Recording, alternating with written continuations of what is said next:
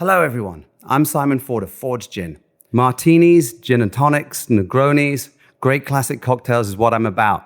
But I also love to hear of great recipes from great bartenders from around the world, which is why we've partnered with Beyond the Drink for this season. Cheers.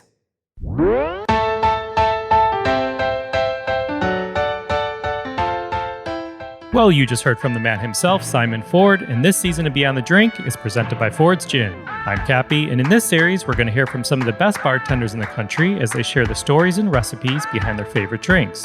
Beyond the Drink is a spin-off of Beyond the Plate, our podcast that sits down with the world's culinary elite to explore their journey into the food industry and the social impact they have made in their community. So if you're new to Beyond the Drink, welcome. If you've listened before, we're so glad you're back. We hope this episode inspires you to create a delicious cocktail, or, like the bartenders we feature, make a difference in your community. To get the cocktail recipe we discuss in this episode, you can check out the episode notes in your podcast player or go to beyondtheplatepodcast.com. One more thing, we have some awesome Beyond the Plate merch. You can find a link in your podcast player or go to our website, beyondtheplatepodcast.com. Head on over and check out our hats, tees, hoodies, and more. Again, that's beyondtheplatepodcast.com. Enjoy this week's episode. Let's test your audio. For you, why don't you name 3 classic gin cocktails for us? Oh, martini, Negroni, and gimlet. Done. You sound good. Let's do it. Today's guest is one of the foremost bartenders in Los Angeles and considered to be one of LA's most respected, talented, and innovative wine and spirits professionals. You can find more on him in the episode notes and follow him on Instagram at Shawn Inverta. That's ShawnInverta. Please enjoy this episode as we go beyond the drink with a guy who has helped to define the conversation around cocktails and their vital role in Los Angeles' nightlife, Shawn Lickliter. What's up, Shawn? Hey, how's it going, man? Thank you for having me. Yeah, of course. Shawn, we're going to get right into it. Our listeners Beyond the Plate know that we love a good speed round. So we're going to kick this episode off with a cocktail-themed speed round. And we're going to go a little spirit forward and bold with the speed round. So let's kick it off. Question number 1. Name the cocktail that inspired you to get behind the bar. Oh, I would say it's Manhattan. Manhattan. Name a smell behind the bar you love. Tepache. Name a smell behind the bar you hate. Pre-hydrojetted floor drains. What pisses you off behind the bar? Lack of awareness. What makes you happy behind the bar? That's going to be super basic. Hospitality. Love it. 1 gin cocktail everyone needs to try. 1 gin cocktail. Miyako Hotel Special. Ooh, I could base this whole episode off of this speed round. So many questions for you. That smell you love, what was that? Tepache. Tepache is like fermented pineapple beer. Yeah, it's like common in Mexico. You take like pineapples and sugar and water, spices, let it ferment for 4 or 5 days. Yum. It's like sour? Yeah, it's kind of like their version of kombucha. So it's just natural. You have a natural yeast that's on pineapple skin that helps it get really excited and start to eat away all the sugar. It's like a really low alcohol quality to it. So. And what's that 1 gin cocktail we all need to try? It's from Charles Baker. From Gentleman's Companion Guide, a Miyako Hotel Special. What is that? So it's just gin, pineapple, and curacao. Sounds delicious. I've got a lot of drinks to catch up on. All right, man, let's talk about this gin cocktail you brought for us today. Okay, cool. So Lemon Verbena at one of our restaurants, it's a tasting menu. And one of the final courses that we serve is a tea that's made with lemon verbena and mint. For all of our restaurants, I try to be as connected to the kitchen as much as possible. So we do a lot of micro-seasonal cocktails. So lemon verbena, excuse the clever name. That's interesting because I've read you keep your cocktail names simple for the most part. Yeah. The reason why we do that, like we'll have a grapefruit cocktail, it's just going to be called grapefruit. One of the more famous ones we have is called celery. And it's just basically letting the produce be the star of the show. But yeah, we get a lot of questions like, does it actually have lemon verbena in it? And we're like, yes, it does.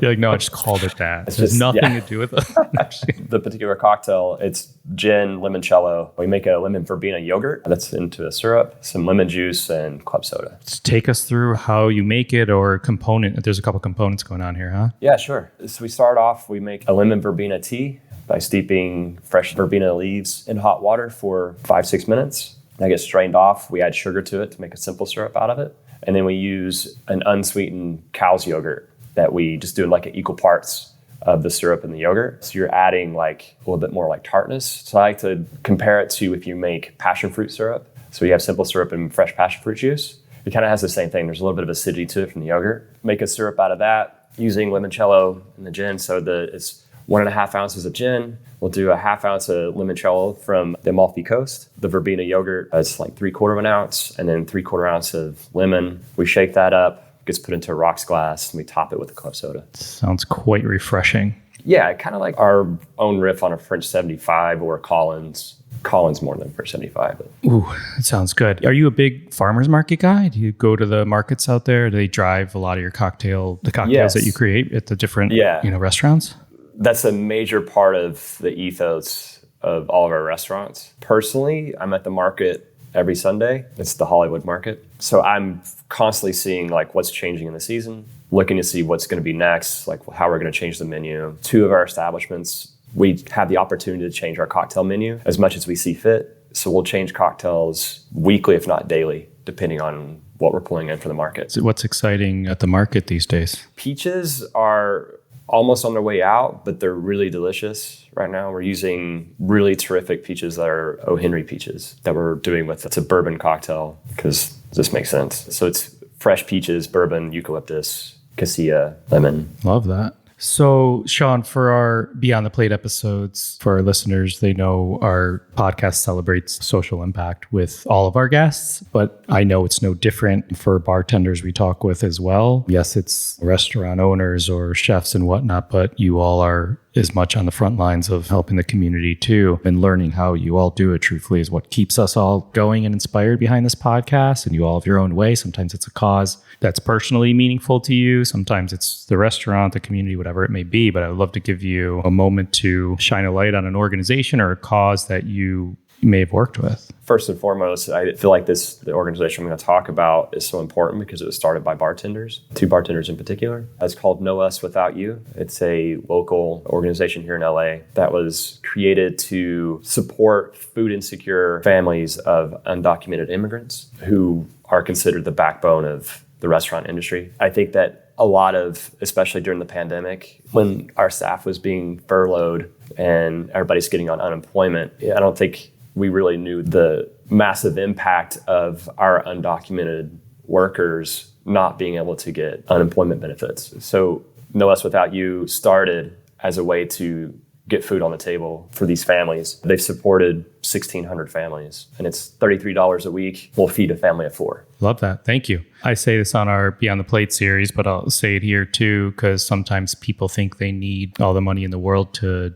do good in their community or to give back, and it's really not the case. I always say give what you can. That could be your voice, it could be your dollars, it could be your time, it could be giving $1 or $10. You don't need to write a massive paycheck. You could commit to 30 minutes or an hour a week or a month, or doing a little social media post for an organization. You never know who's going to see that, and that can go a long way. Yeah. Awesome, man. Thank you. I appreciate that. That's why we love this. It's what we love about the industry so much. And thank you for all you do. And I'm excited to make my next trip out to the West Coast to visit at least one, if not more, of the restaurants to check out some of those cocktail menus. Yeah, thank you. Thanks, dude. I appreciate it. Yeah, appreciate your time. Thank you.